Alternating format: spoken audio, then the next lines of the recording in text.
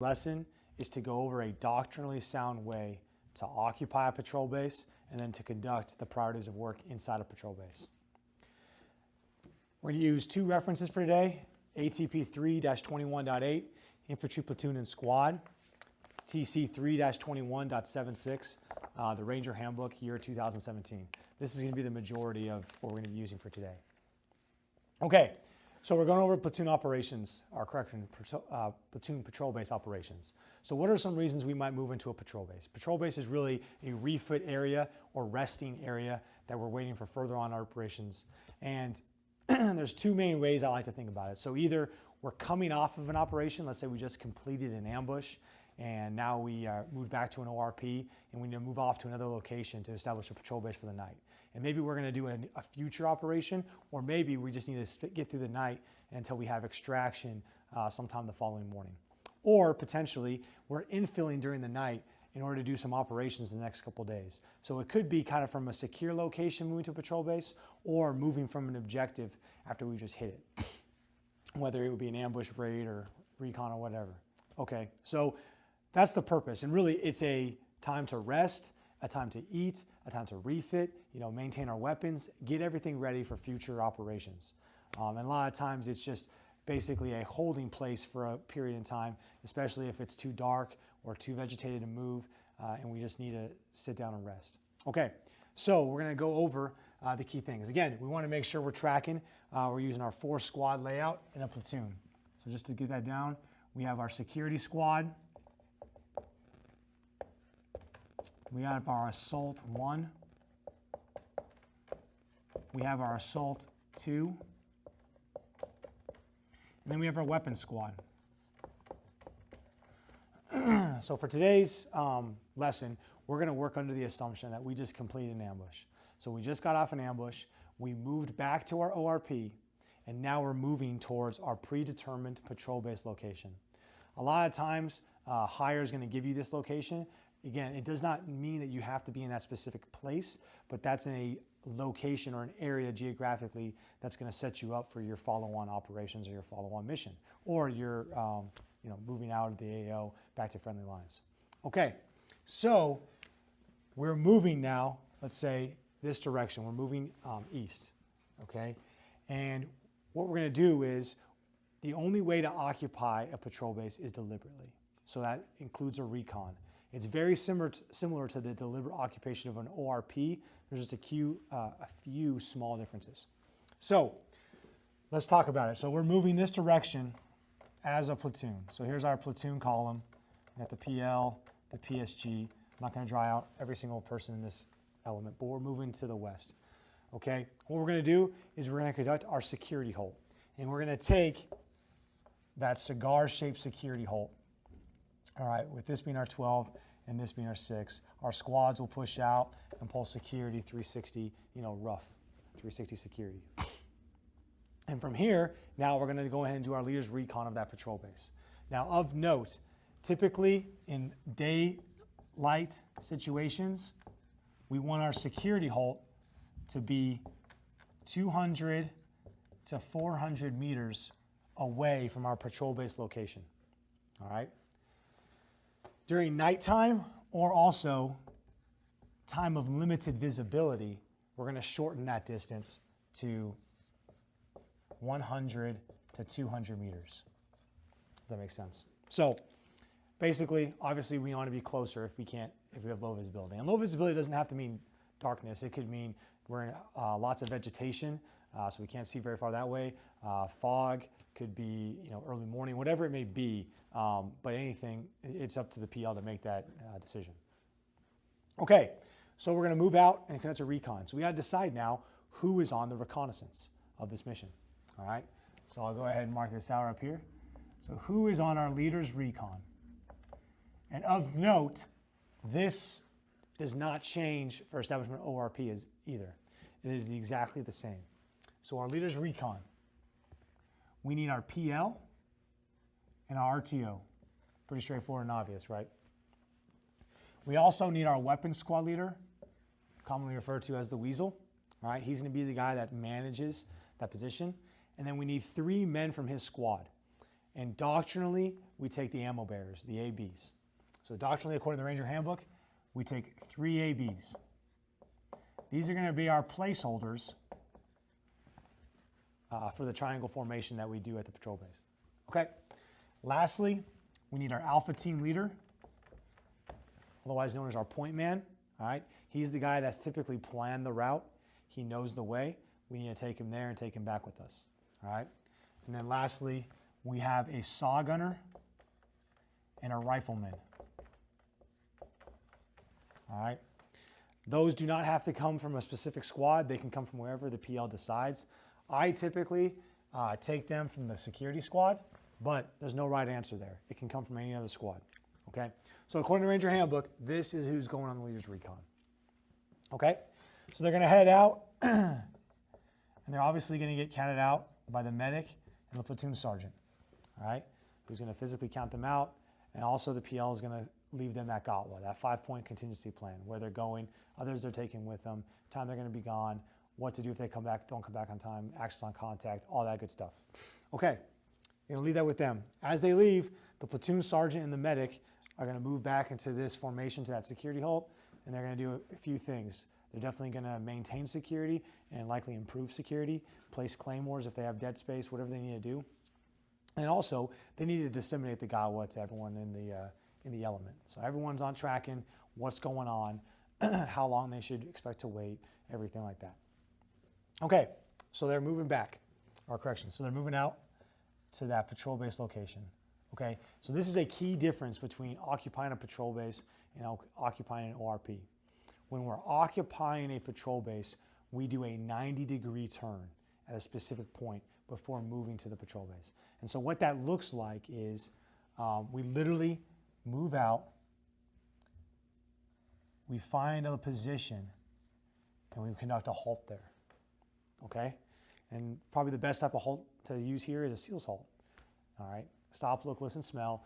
Listen for that enemy. All right? It's trying to smell if anything's going on around you, and hear if there's any activity going on. Okay. Once we're confident that no enemy has followed us, there's nothing going on in the area, we're going to leave that LPOP here. So LPOP stands for Listening Post, Observation Post. So we're going to leave an element there. All right? We got to leave, we're leaving that saw gunner and that rifleman. All right? Those are the 2 personnel that we're leaving there at that point. All right? I'm going to backtrack 1 second, and I want to talk about real fast actions going on here in the leader's recon. All right? Before the leader's recon leaves, just like any other leader's recon, we need to prep the men, weapons, and equipment. Okay? And so, unlike other operations, there's not as much cross-leveling that has to happen, but the key thing that does have to happen is we got to make sure that this LPOP has been cross-leveled to radio. They got to have comms. All right? So we can take it, we need to take a radio from one of our squad leaders and give it to the LPOP. All right? Probably not the weapons squad leader, because the weapons squad leader is going to have comms up there as well, but this LPOP has to be cross-leveled to radio. So that probably comes from your Assault 1 or your Assault 2 given to them. All right. Once we place that LPOP, the PL is then going to leave them a GOTWA, a 5-point contingency plan, and then take a 90-degree turn and move towards the patrol base. Okay? They're going to move towards a patrol base, all right, and they're going to form a 6 o'clock. Okay? Likely at that 6 o'clock, you're going to do another SEALs halt, because we want to make sure there's no enemy in the area again. All right, so here we got everyone else. We used the saw gunner, we used the rifleman, we got the rest of these guys. All right, and so what they got to do now, before we just occupy this patrol base and start taking up positions, is we got to clear it. We got to make sure that we're confident that there's no enemy in the area, there hasn't been any enemy in the area, and that there's nothing there that could be potentially dangerous to our operations. All right, so again, we want to make this triangle formation. Is what it optimally is going to look like. So we got a 2 here, we got a 10, all right? So we typically use these positions, the 6, the 2, and the 10, all right? So there's 2 ways to clear, I should say, there's one doctrinally way to clear a patrol base, and there's one way that works well as also, okay? So the doctrinally sound way is the group moves to the 12, they move to the 9, they move to the 3, and then they move back down to the 6. And this way they clear the patrol base area, okay? While doing so, they're dropping off an AB at the 10 and an AB at the 2 as placeholders, okay? So they're doing that. The other way, which also works quite well, and which can work even better, I think, in times of limited visibility, is this whole element you have here in your Leads Recon gets online. You put an AB on one side, you put an AB on the other side, and they literally walk across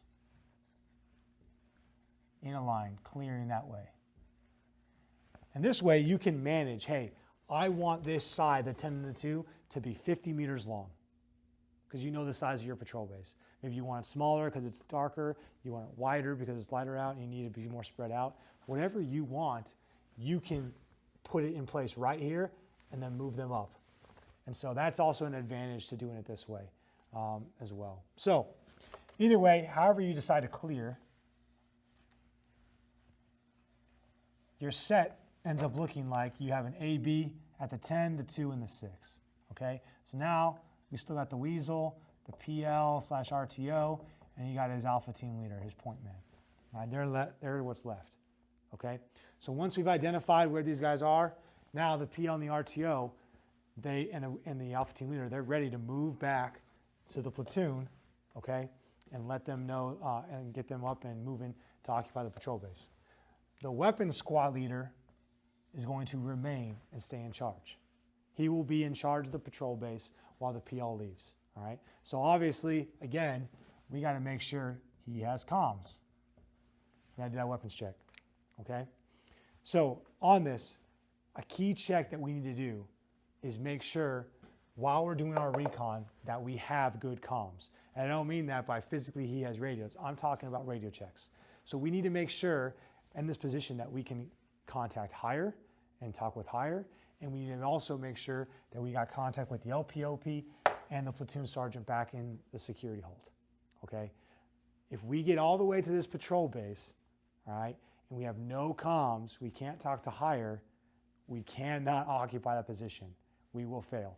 What if in the middle of the night, higher tries to call us and has a huge frag, go, hey, you're no longer doing a recon on this objective, you're doing a raid on another objective, and we can't get that message, it's going to be bad. So communications is vital. Do not forget to do a radio check on your recon and then get there and get established, and all of a sudden you find out, holy crap, I can't talk to anyone, okay? Very important, radio check. Okay, now again, the PL and RTO, ATL, they're going to move back, so they're going to go back to the LPOP.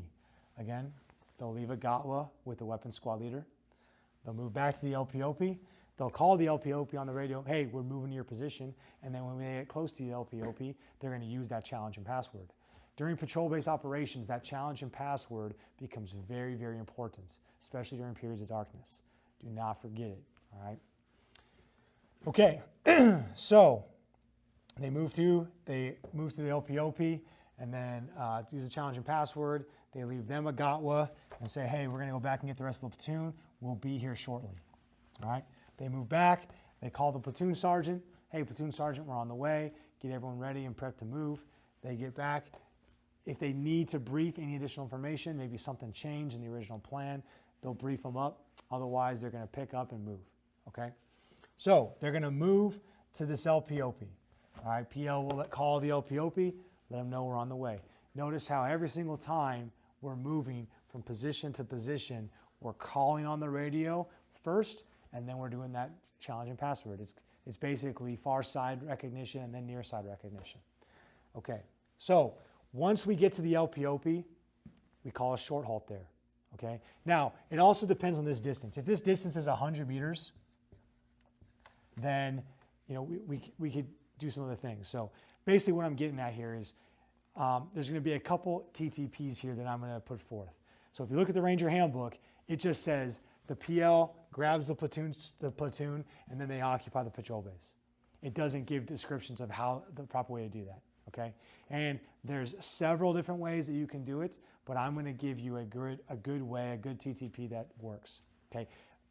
No matter what, the way you do it, here's the key. The key is it must be incredibly systematic and incredibly organized and simplistic, okay? If you just let things happen, it's going to fail. It's going to be a huge cluster on this area, okay? So it must be systematic, it must be organized, and there must be like a specific way to do things, okay? So I'm going to show you a way that I do it that I think works pretty effectively.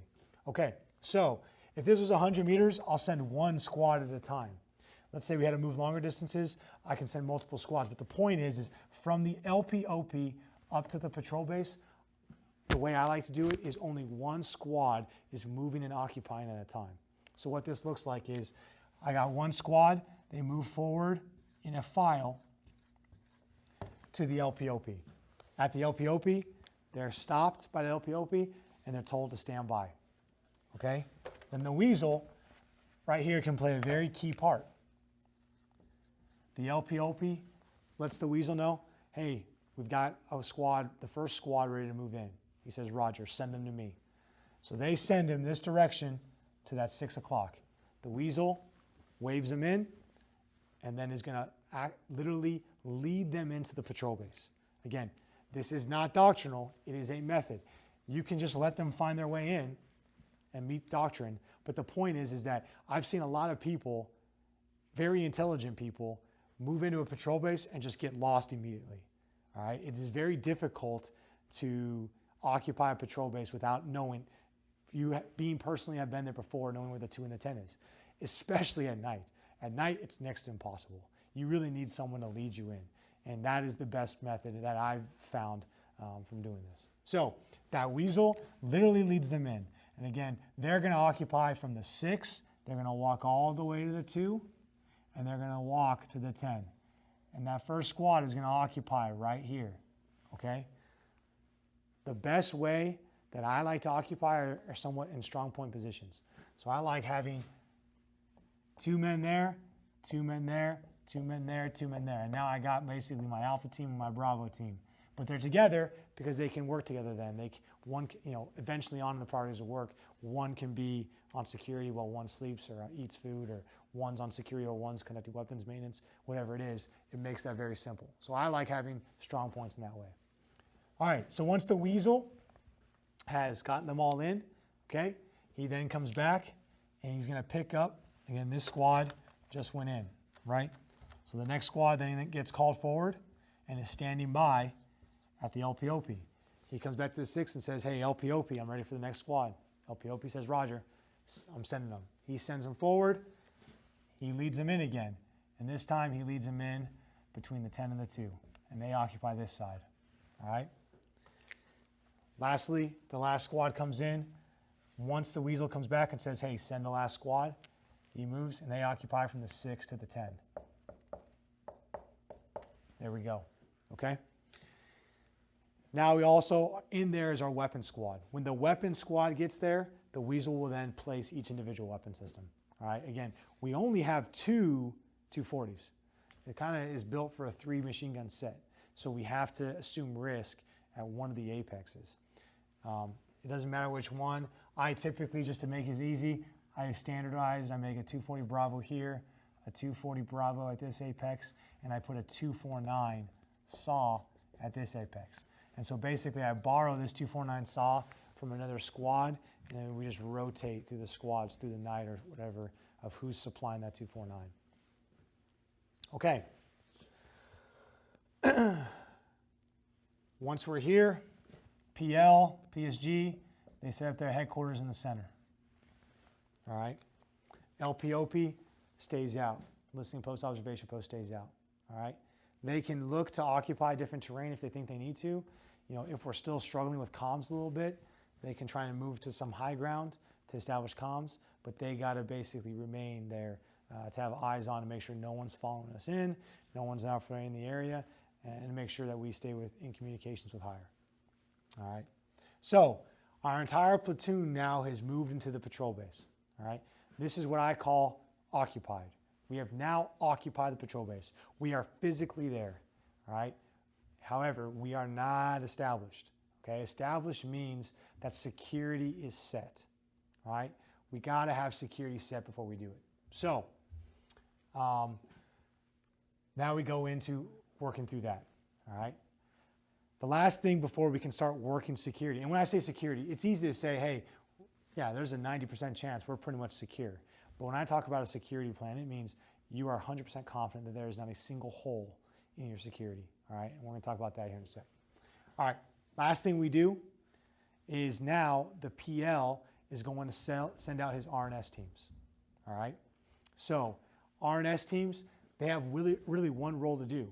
They're trying to confirm, finally confirm that this is a good spot for our patrol base. Okay, I didn't quite mention it on the recon portion, but there's some things that that the patrol base needs to have.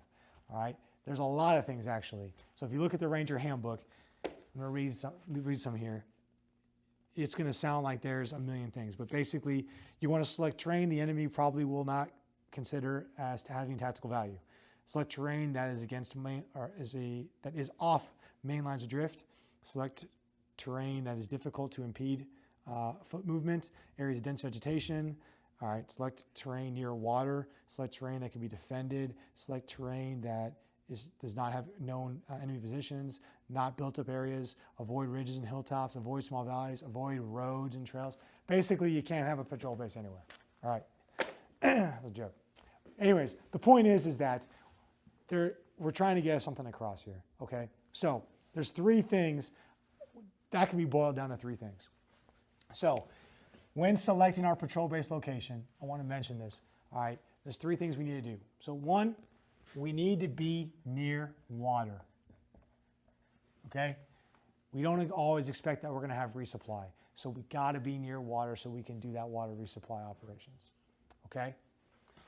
Two, all right, we got to have comms.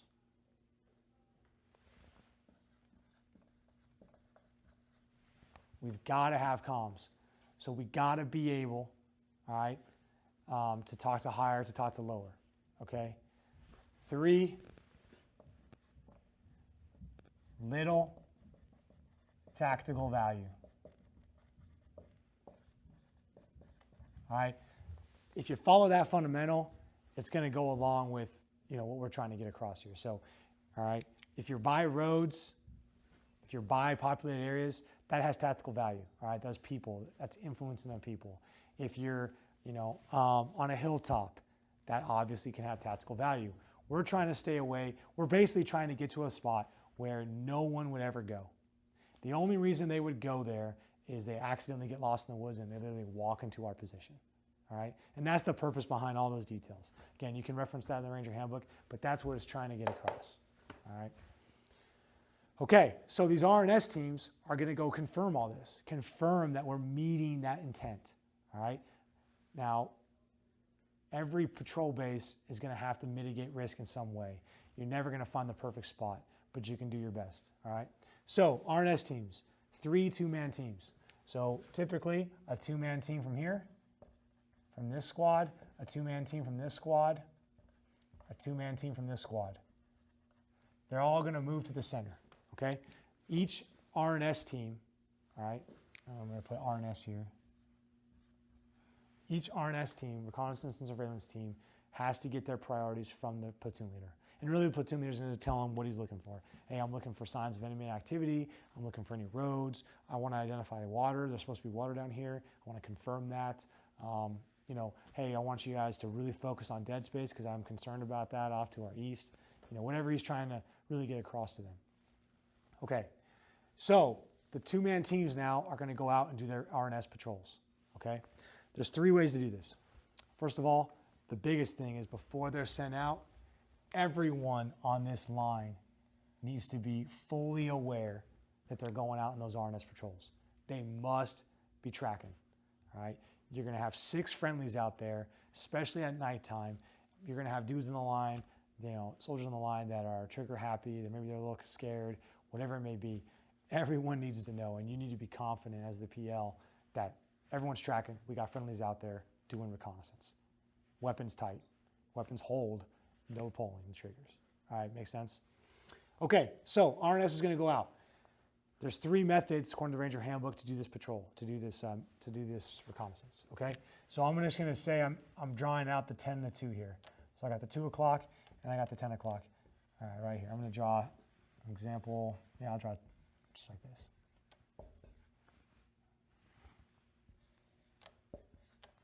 Okay, so 3 methods. First method, we got the eye. All right, so these RNS teams, they can exit the patrol base at any location. All right, they can exit wherever they want. All right, but basically, I typically tell them to exit towards the center of their formation.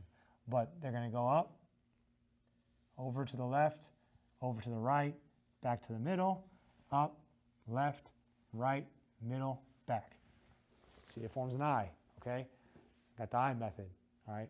Typically, we ask them to go out 50 to 100 meters, all right? Somewhere in there. Next, we got the T method. Again, I like starting in the center.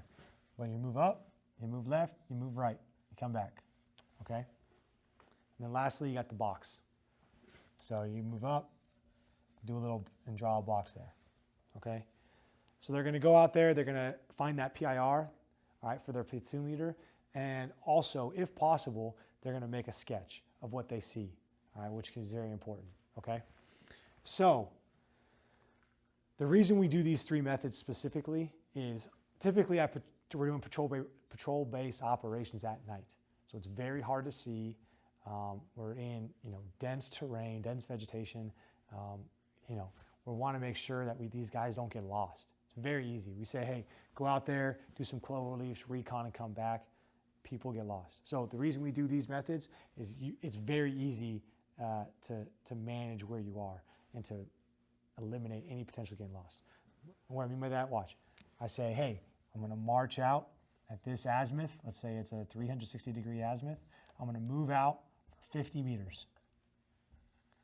I'm going to take a 90-degree turn and walk this way 25 meters. Then I'm going to do a 180-degree turn and walk back this way for 50 meters. Then I'm going to march back 25, and then I'm going to march back 50. Basically, you can keep track the whole way with an azimuth and a pace count of where exactly you are and not get lost. And you can do that with all 3 of these methods. And that's why we do that. And this usually gets us around to all the areas to identify those things around the patrol base to make sure we're in a solid location. Okay, once the platoon leader confirms with the use of his RNS, so the RNS teams then, they come back to the center and they brief the platoon leader what they found. Okay, and they give him his drawings, whatever, and they say, that's when he decides for sure, yes, we're staying here. This is the correct location. This is a feasible patrol base location, okay? Not until then. That's when he makes it. Okay, so once he decides that, now we can start working on our priorities of work, all right? So let's list them out. So PL puts out the information. Yep, we're staying here. This is the place, okay? So security, always number 1. You're going to find that the Ranger Handbook lists these in a specific order. Some of these are happening simultaneously, all right? They're not all happening at the same time, but some of them are, okay? So security, the biggest thing here is, yes, again, it looks like we have security, but we have to confirm 100% without a doubt that we have security. And the way we do this is by doing sector sketches and range cards. And so if you're doing this correctly, each position makes their own sector sketch to confirm that these are all interlocking. Then each team makes their team sector sketch to make sure we're interlocking. And then each squad does their sector sketch to make sure they're interlocking, okay? And these squads are all making sure that they're crossing here, you know what I mean? All that stuff, okay? So each squad basically makes their own sector sketch and then brings it to the center, all right? Where the platoon leader can sit down and draw out. There's some great TTPs out there. I've seen them on YouTube of how to make it where you have some cutouts where you make a little thing like this. Let me try and do it the best way I can.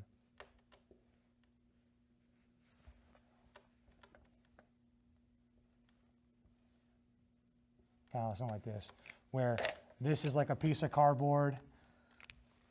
You know, this is a piece of cardboard. And then this is a piece of cardboard. And each squad draws their sector sketches on here, and then they can be pieced together. Just a thought. But look, you can look that up online. There's some great things there. Okay, but anyways, the platoon leader is going to have to make his overall sector sketch. All right. So once he feels confident with that, now he also has to look at the range cards. The range cards point specifically to the machine guns. Sorry, this is getting a little bit messy. But the machine guns have to have their range cards, all right, showing what they're looking at, okay? And the key thing is identifying their FPL, or their final protective line, all right? And the way the final protective lines work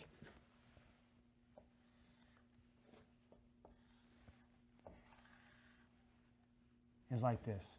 So what you can see is, again, we want a patrol base to be easily defendable or a good defensive terrain, but reality is it's not in a high tactical situation. It's not in a tactically advantageous location, so it's not always the best to defend. So what, in the end, if someone finds your patrol base, you're in a bad spot. You know, it is what it is.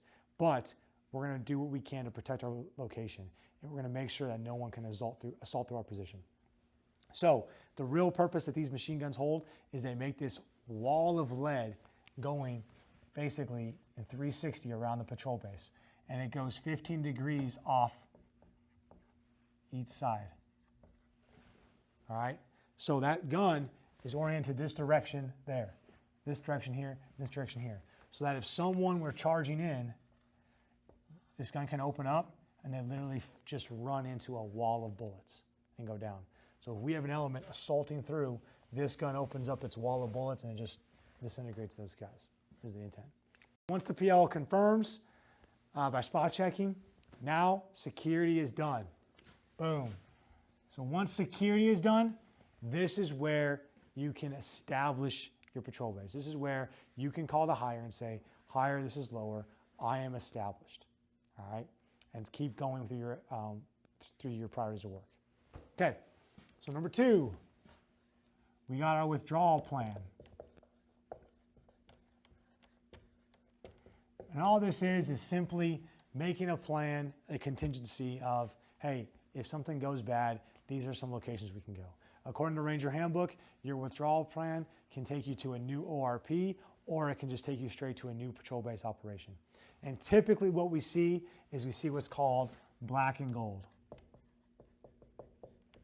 Our black and gold plan, where a patrol base 1 or alternate patrol base 1 and alternate patrol base 2, all right? And they're supposed to basically be 180 degrees off each other. So if black patrol base is that way 300 meters, my gold patrol base is literally the exact opposite way, 500 meters or whatever, all right? And the purpose, again, is that everyone now is disseminated this, and everyone's tracking the degrees and the distance to each alternate patrol base. Yes, they want to know the grid as well, but some soldier on the line, if I just give him a grid, he's not going to be able to find that necessarily, all right? But if you tell him, hey, 300 meters at an azimuth of 42 degrees, he can do that, okay? So that's the purpose. Now, what I will say is, if that withdrawal plan is enacted, we kind of have a bad habit of teaching that, hey, black, black, black, and everyone just gets up and runs. No, that's not the way to do it right, all right? It is still a deliberate movement. It's going to be a fast movement. It's going to be real fast, and you're probably going to risk some lax in your security as you move, but it is not just a free-for-all. Everyone grab your stuff and run, all right? That's how people get lost. That's how you lose half your platoon, all right? It doesn't work that way, all right? So next, looking at comms, right? Yep, communications, okay? So in the Ranger Handbook, it's listed as number 3. All right, but it also says then continuous. And the point is that, I can't spell continuous, but the point is that we're constantly trying to do our comms throughout the operation, all right? And what that means too is that, so one, we gotta maintain comms with higher, okay, to get those fragos. But then having a comms plan inside your patrol base is very key as well. And where we're going to go at here is, sometimes we depend on our radios too much, which is good, but also a key thing to leading in a formation or any security halt is always ensuring that you have a new touch point with your subordinates. So anytime I ever stop, if I'm on a security halt, I'm on a SEALs halt, I shouldn't say SEALs, but no, if I'm on a security halt, I'm in an ORP, I'm in a patrol base, every time my subordinates leave me to go execute my intent or go execute some orders I gave them, the last thing I give them is their touch point of when to return. So right now the time is 12:15. You guys have your guidance I just gave you. You will be back inside here at the patrol base headquarters at 13:20. All right, you have an hour and 5 minutes. Go. All right, and now no matter what, you're going to get to speak to them again, because at 13:20 they will be back in the center to get synced again and follow on for further guidance. Even if it's 5 hours away, give them that touch point so that if comms aren't working, you can find them or when they're going to be there. You don't have to go searching around for them. Does that make sense? So that's part of your communications plan. I think that's a vital part that people forget. I'm telling you, every time your subordinates go out, give them a return touch point. Okay, next we got mission planning. So again, a lot of times we might be in a patrol base and get a frago. And now we got to plan a mission. So the PL is going to lead the planning effort, just like always. All right. 5.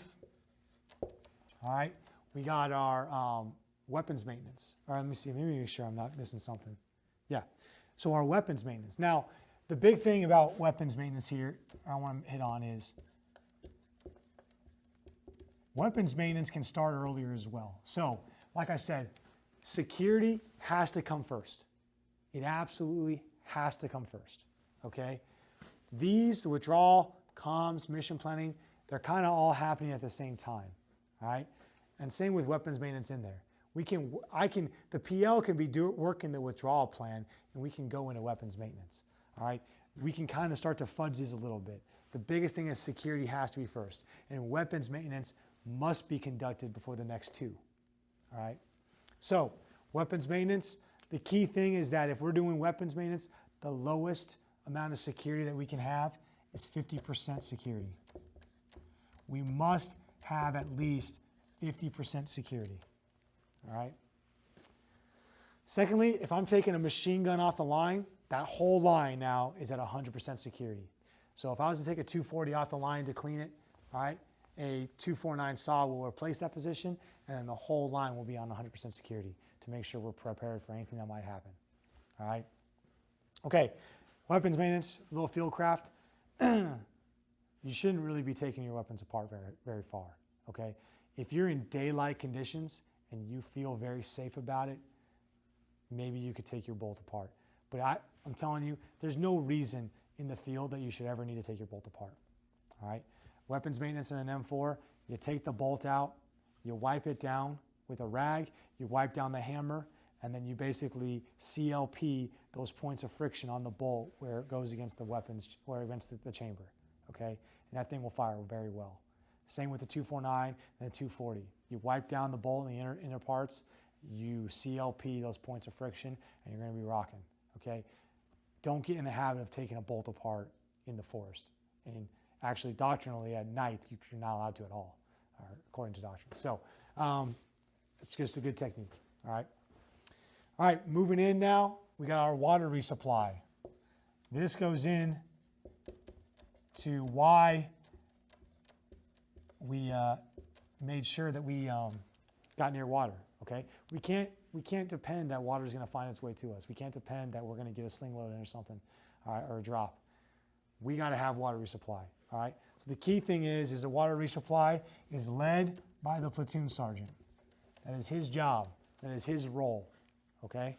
So a method, 2 men from each squad, meet the platoon sergeant in the middle with all the canteens that need to be refilled from each individual squads.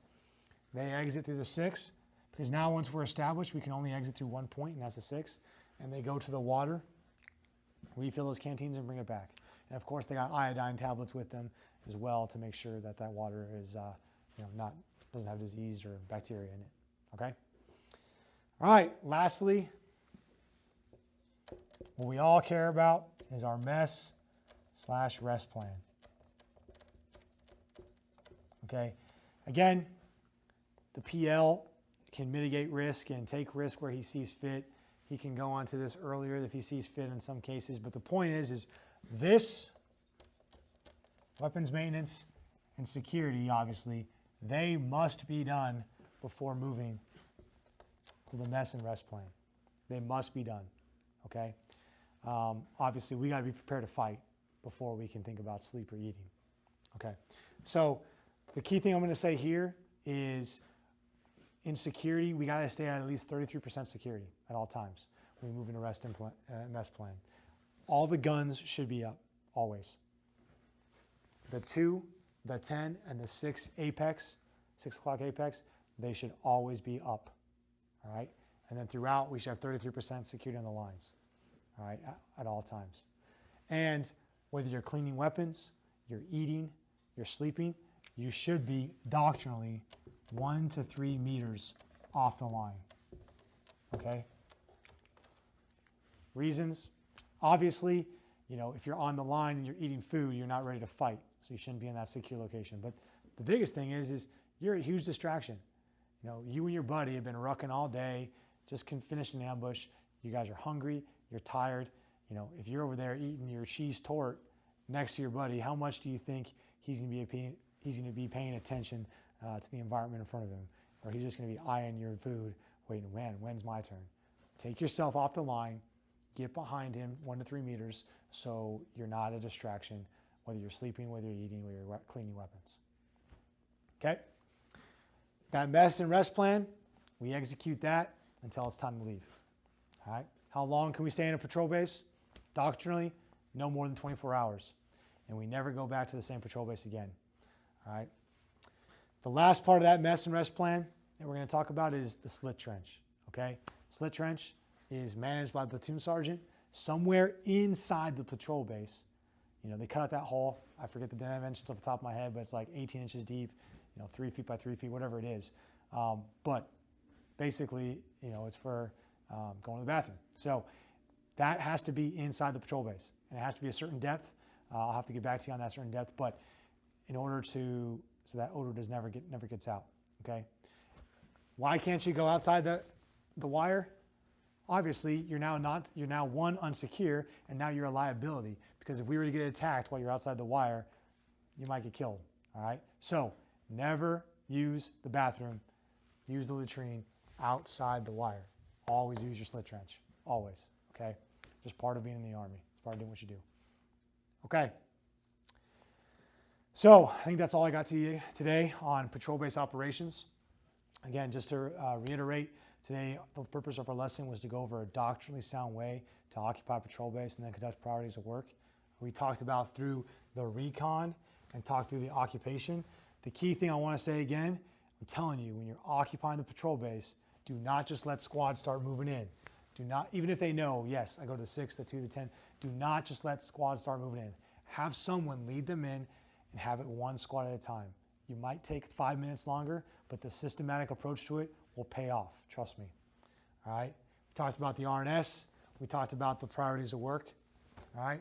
And how those go. So I hope this lesson helped you out today. Again, I'm Captain Justin DeLeon. Rangers lead the way.